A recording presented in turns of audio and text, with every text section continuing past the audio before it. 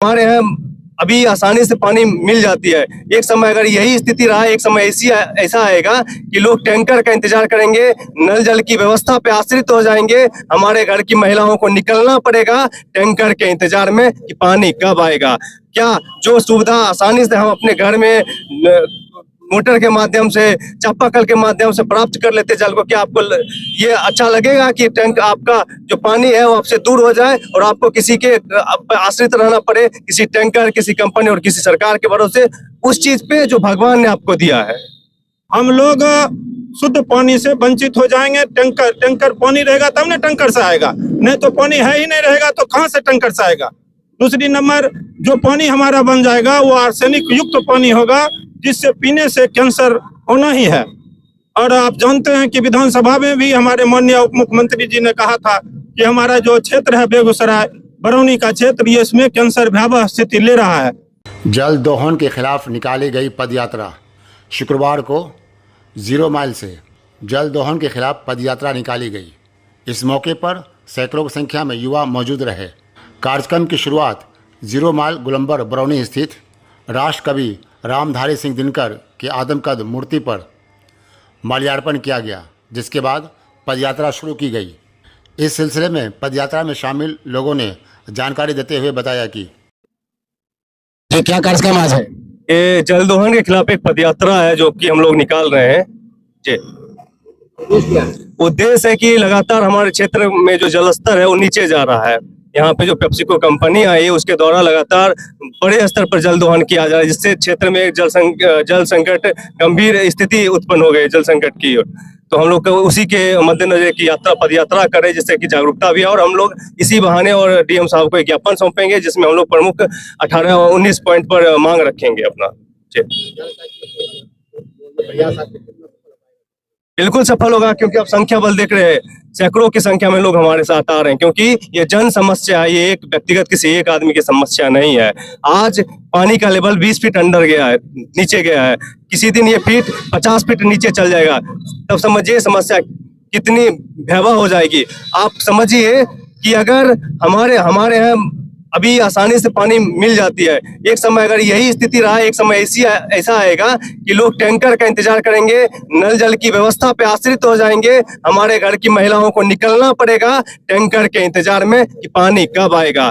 क्या जो सुविधा आसानी से हम अपने घर में मोटर के माध्यम से, चापाकल के माध्यम से प्राप्त कर लेते जल को, क्या आपको ये अच्छा लगेगा कि टैंक आपका जो पानी है वो आपसे दूर हो जाए और आपको किसी के आश्रित रहना पड़े, किसी टैंकर, किसी कंपनी और किसी सरकार के भरोसे, उस चीज पे जो भगवान ने आपको दिया है? आम लोग जागरूक हो जाएं, क्योंकि आपका जो जल स्तर है लगातार नीचे जा रहा है। अगर आप लोग नहीं जागे तो एक दिन ऐसा आएगा कि पानी जो आपका है वो आपके पहुंच से दूर हो जाएगा। मेरा नाम प्रियम रंजन है। क्या ये जो अभी निकाला गया सर, ये जो यात्रा निकाला गया है, इसके माध्यम से क्या लोगों को कहना चाहेंगे? देखिए, ये जो आज का कार्यक्रम है मुख्य रूप से लोगों को जागरूक करने के लिए कि आपका जो पानी है वह बड़ी बड़ी कंपनियों के द्वारा दोहन करके बेचा जा रहा है। और जो आपके यहाँ पेप्सी कंपनी जो खुला था, यह तय हुआ था कि उसके पानी का उपयोग दूसरे से करेंगे, भूगर्भ जल का उपयोग नहीं करेंगे।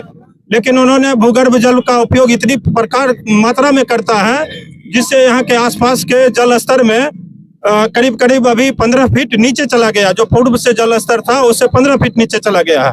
और कुछ समय बाद ऐसा आएगा कि सही में यहाँ का जो जितने भी चापाकल हैं, कुआं हैं और नल जल हैं, जो मोटर सिस्टम लगाए हुए हैं, वो सब फेल होने वाली है।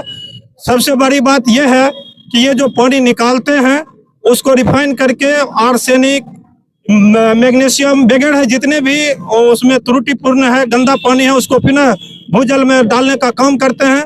ये दोहरी मार हम लोगों को झेलना पड़ रहा है। पहली मार कि हमारा पानी तो ले रहे हैं, दूसरा मार यह है कि वो हमारा पानी, शुद्ध पानी लेके अशुद्ध पानी हमको नीचे भूगर्भ में डाल रहे हैं। इससे आने वाले समय में और जो कैंसर की स्थिति है वो और होने वाली है। तो दोहरी मार हम लोगों का है कि हमारा पानी ले रहे हैं, साथ ही साथ हमको बीमार भी करते जा रहे हैं। इसमें हमें जागना पड़ेगा। इसलिए प्रियम रंजन जी ने बहुत अच्छा काम किए हैं, लोगों को जगाने का काम किए हैं।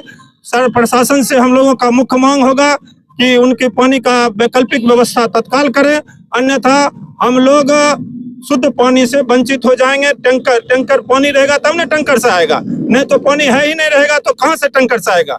दूसरी नंबर, जो पानी हमारा बन जाएगा वो आर्सेनिक युक्त पानी होगा, जिससे पीने से कैंसर होना ही है।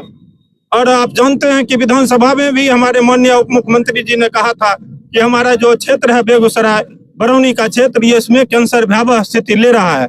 तो वो सरकार स्तर पर भी यह जानते हैं कि यह क्षेत्र कैंसर से पीड़ित लोगों का क्षेत्र बनता जा रहा है। इसलिए जनता अगर अभी नहीं जागेंगे तो आने वाले समय में वो बहुत ही भयावह स्थिति होगी। हमारा नाम अरविंद कुमार राय है, अभी पपरोड़ पंचायत के मुखिया प्रतिनिधि हैं, पूर्व मुखिया। ये जल दोहन के खिलाफ जो ये पदयात्रा निकाला गया है, इसमें आप अभी शामिल हो रहे हैं, आप क्या मैसेज देना चाहेंगे आम लोगों को?